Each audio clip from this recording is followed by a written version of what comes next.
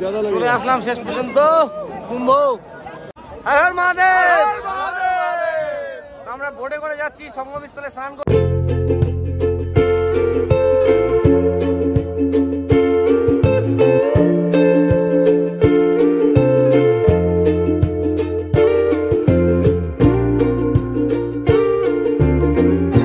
মাথাটা খারাপ, এত ভিড়।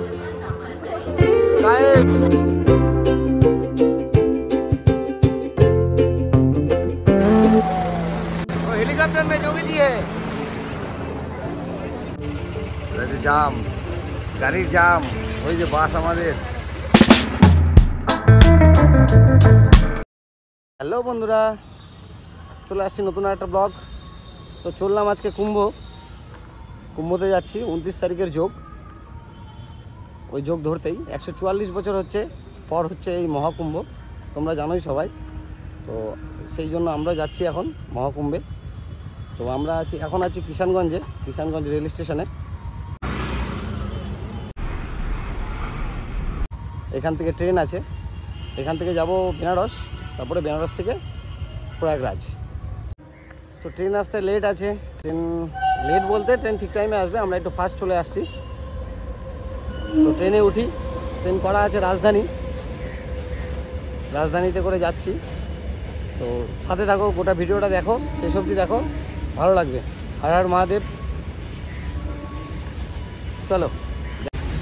তো এই যে 4 জন মিলে এখন আমরা চলছি, আরও আছে 6 জন। ওরা রাত্রেবেলা ট্রেনে উঠবে। মহাকুম্ভ। হর হর মহাদেব। হর হর মহাদেব। এখনো ট্রেন আসেনি, আসতে। A few moments later. তো ট্রেন চলে আসছে, এখন ট্রেনে উঠবো। চলো। তো ফাইনালি আমরা ট্রেনে উঠে পড়লাম, রাজধানী এক্সপ্রেসের ট্রেন। তো যেসব রিলস ফেসবুকে, যেসব সোশ্যাল মিডিয়ায় দেখছিলাম যে ট্রেন বহুত ভিড় হচ্ছে, এসিতেও নিজের জায়গা নিজের থাকছে না, তো আমাদের সেরকম কোনো সমস্যা হয়নি। আমাদের সিটে আমরা দুজনেই বসেছি, যেহেতু কনফার্ম ছিল না, আর এসিতে ছিল, একটা সিটে 2 জন, তো সে মতো আমরা বসে পড়েছি।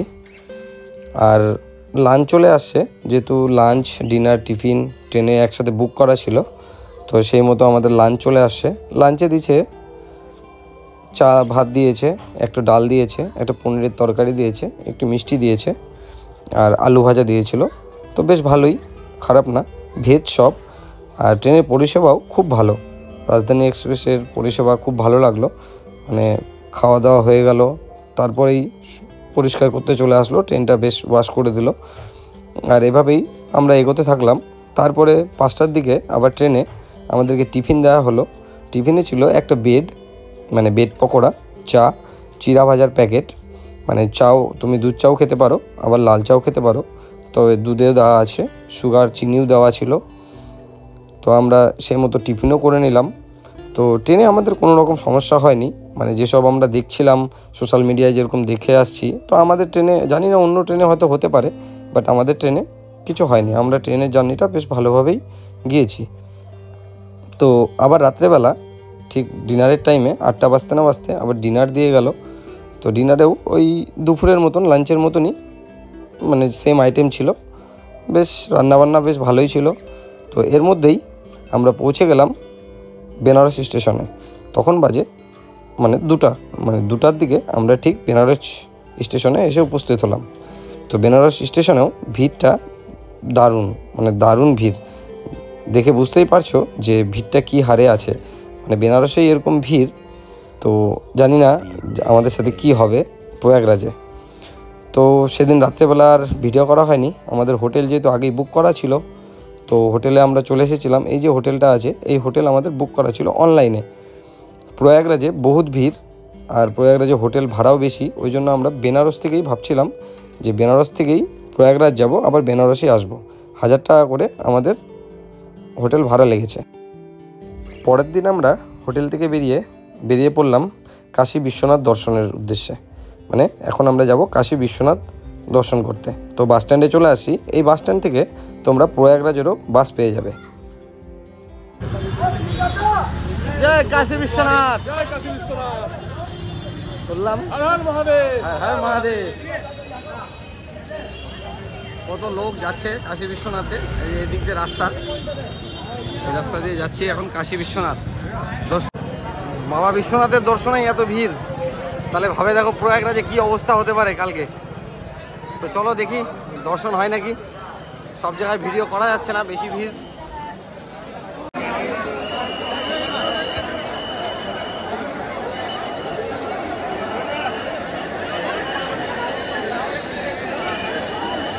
হ্যাঁ এখান থেকেই নিয়ে নিচ্ছি। বাবা বিশ্বনাথের দর্শন মনে হয় আর হবে না এখন, পরে চেষ্টা করতে হবে। ভিড়টা দেখো, এটা হচ্ছে লাইন মোটামুটি 5 কিলোমিটার। তো এখনো পর্যন্ত আমরা কোনো কিছু পাচ্ছি না, খুঁজে বোঝা যাচ্ছে না। সব জায়গায় আটকায় দিচ্ছে, রাস্তা বন্ধ। তো এই পরিস্থিতি বেনারসে। কাশী বিশ্বনাথ দর্শনে এই পরিস্থিতি। তাহলে আরো বাকি আছে।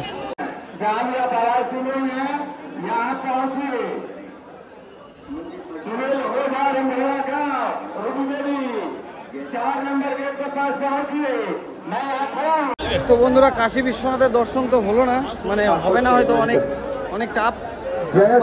5-7 ঘন্টা লাইন। আমরা লাস্টে গঙ্গা ঘাটে আসলাম। এখন গঙ্গা ঘাটে আসছি। গঙ্গা ঘাটটা একবার দেখো।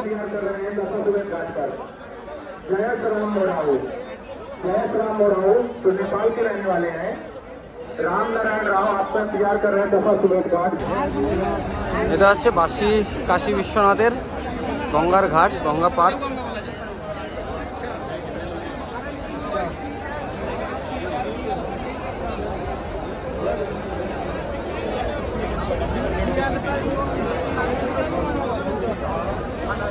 তো আমরা শেষে এখানেই আসলাম।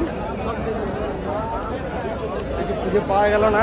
মন্দিরের মনে হয় দর্শন আর হবে না, মানে হবে মোটামুটি 5-7 ঘন্টা সময় লাগতেছে। সব রাস্তা বন্ধ, এদিক ওদিক ঘুরাই দিচ্ছে। এটা একটু ঘুরে ঘুরে যাচ্ছি, নাহলে আবার প্রয়াগরাজে যাইতে আমাদের দেরি হয়ে যাবে। তো গঙ্গার পাড়ে এসে আমরা উঠে গেলাম বোটে করে গোটা গঙ্গাটা ঘুরে দেখাবে আর কাশী বিশ্বনাথের আশেপাশ দিয়ে ঘুরে দেখাবে। 100 টাকা করে বোট, গোটা গঙ্গাটা ঘুরে দেখাবে কাশী বিশ্বনাথের। এখানে দেখো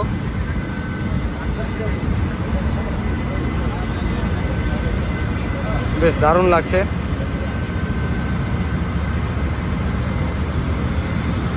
সবাই লাইফ জ্যাকেট পরা আছে।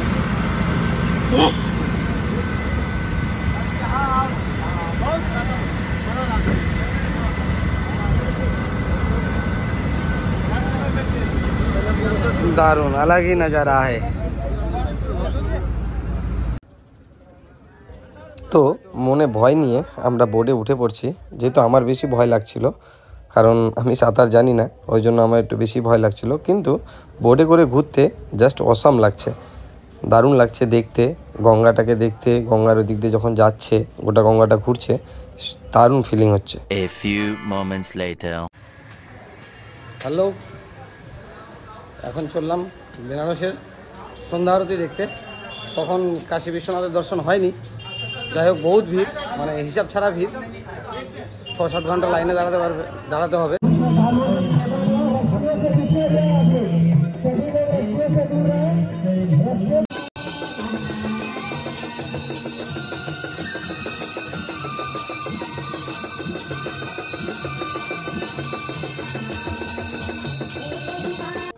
সন্ধ্যা আরতি শুরু হয়ে গেছে। আর এদিকে যে দেখতে পাচ্ছ, এই যে বোর্ডের উপর যে লোকজন বসে আছে, এই বোর্ড ভাড়া মানে সন্ধ্যার জন্য, সন্ধ্যা আরতি দেখার জন্য বোর্ড ভাড়া নিচ্ছে 500 টাকা করে মাথা পিছু। যেই বোর্ড ভাড়া করে আমরা সকালবেলা ঘুরলাম 100 টাকা করে মাথা পিছু, সেই বোর্ড ভাড়ায় বসে সন্ধ্যা আরতি দেখতেই এখন নিচ্ছে 500 টাকা করে। তো আমরা সাইড থেকেই সন্ধ্যা আরতি দেখলাম, কারণ আমরা জায়গা পাইনি। বোর্ড ভাড়া এত ভিড়, বোর্ড ভাড়ার মানে আমাদের জায়গায় হয়নি। আমি না, এখন রাত্রেবেলা, রাত্রি 11টার দিকে আমরা বাড়াচ্ছি কুম্ভের জন্য। ভিড় দারুণ, মানে প্রতিটা গাড়ি দারুণ ভিড়। সেই ভিড় সিট নাই একটাতেও। আমরা যাচ্ছি বাসে করে যাব। তো চলো কুম্ভতে দেখা হবে। এখন 11টা বাজে, 11টা থেকে ভাবছি রাত্রেবেলায় আমরা চলে যাই, কালকে স্নান আছে। তো রাত্রেবেলা হাঁটবো, 10 কিলোমিটার বলছে সবাই হাঁটতে, দেখি কতক্ষণ হাঁটতে হয়, বলছে না। তো এখনও গাড়ি আসেনি, গাড়ি পাইনি, আমাদের আরও 4-5 জন আছে, ওরা আসুক সব, তারপরে বাস ধরবো, বাস ধরে কুম্ভ। তো তোমাদের সাথে আবার কুম্ভ দেখা হবে, চলো। এই যে এই কয়জন আছি। জয় জয় হর হর মহাদেব। Good morning. আমরা গাড়িতে করে রওনা দিচ্ছি, এখনো পর্যন্ত এই দেখো জাম, দেখো জাম, গাড়ির জাম। ওই যে বাস আমাদের, এদিকে জাম।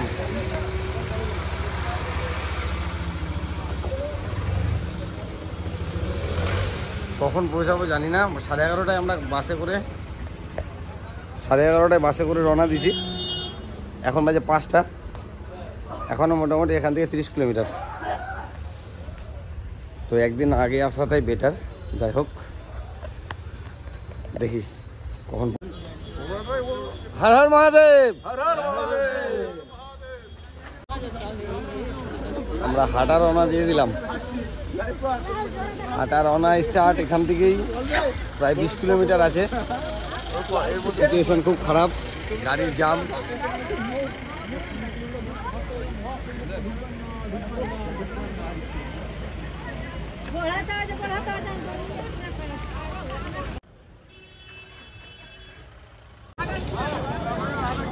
তো চলছি এখনো হাঁটার, এখনো সঙ্গমে যায় পৌঁছায়নি। তো এই যে সবাই যাচ্ছে, বেলা যাচ্ছে তত ভিড় বাড়ছে। এখন সকাল 8টা বাজে, এখনো পর্যন্ত আমরা সঙ্গমে পৌঁছাতে পারিনি, ঘাটের ওখানে। তো ধীরে ধীরে যাচ্ছি।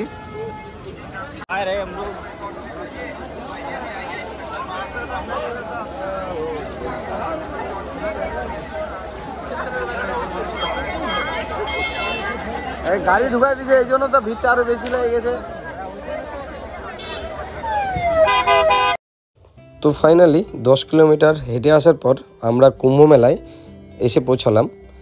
তো ভিড়টা যা লেভেলের ভিড়, মানে এত ভিড় হয়েছে পা ফেলার জায়গা নেই। দারুণ ভিড়, দারুণই ভিড়। মানে মনে অবস্থা এত ভিড় হবে, মানে ভিড় হবে একটা জানতামই, কিন্তু বেশি ভিড় হয়ে গেছে। চলে আসলাম শেষ পর্যন্ত কুম্ভ।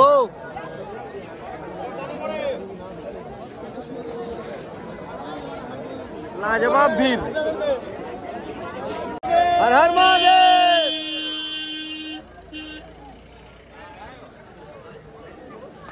বিশাল ভিড়, বিশাল ভিড়।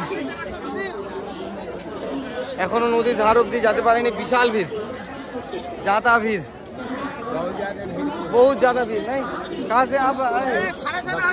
बक्सर से आए। बहुत ज्यादा भीड़ है, बहुत ज्यादा भीड़। इतना हम जीवन में भीड़ नहीं देखा, 62 वर्ष का उम्र हुआ। हाँ, क्या बोल रहे हैं चाचा जी, कभी इतना नहीं देखा। तो सोचो कितना ज्यादा भीड़ है, 62 साल में इतना भीड़ नहीं देखा।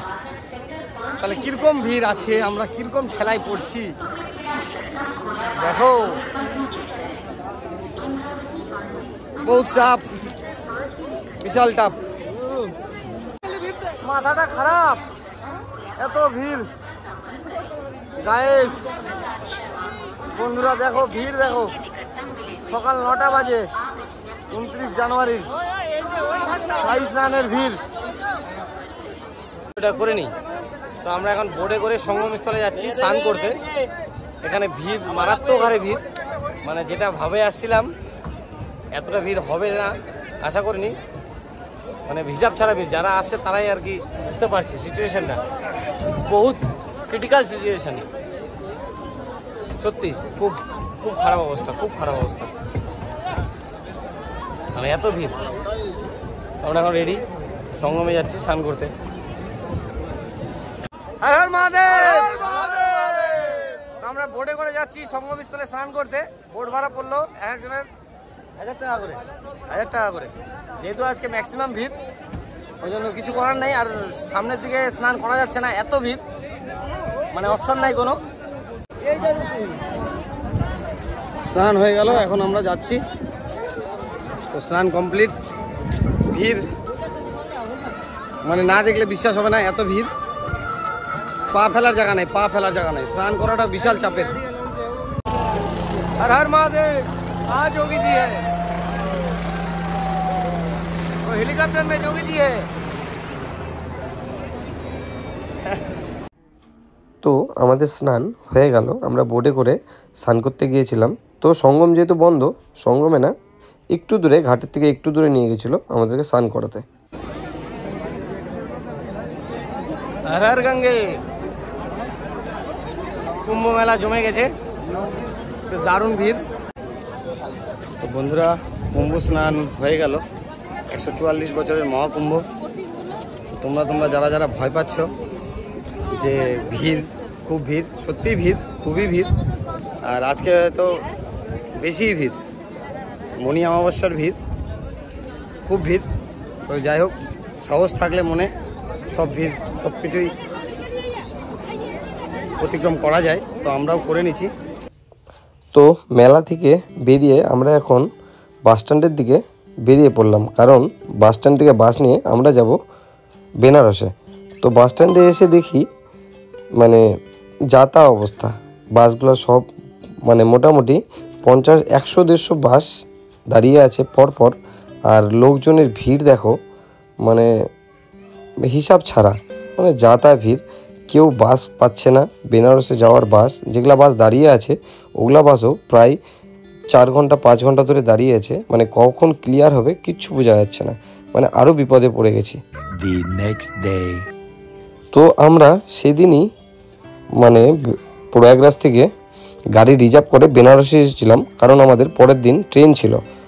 তো আমরা পরের দিন আবার বন্দে ভারতে, যেহেতু আমাদের বন্দে ভারতে টিকিট করা ছিল বেনারস থেকে রিটার্ন আসার, তো সেই মতো আমাদেরকে ওখান থেকে আসতেই হতো। ওই জন্য আমরা প্রয়াগরাজ থেকে গাড়ি রিজার্ভ করে শেষ পর্যন্ত এসেছি। তো ভালোই লাগলো জার্নিটা, বেশ ভয় আনন্দ নিয়ে কাটলো আমাদের এইবারের মহাকুম্ভ মেলা। কেমন লাগলো তোমাদের অবশ্যই জানাবা কমেন্ট করে। টাটা।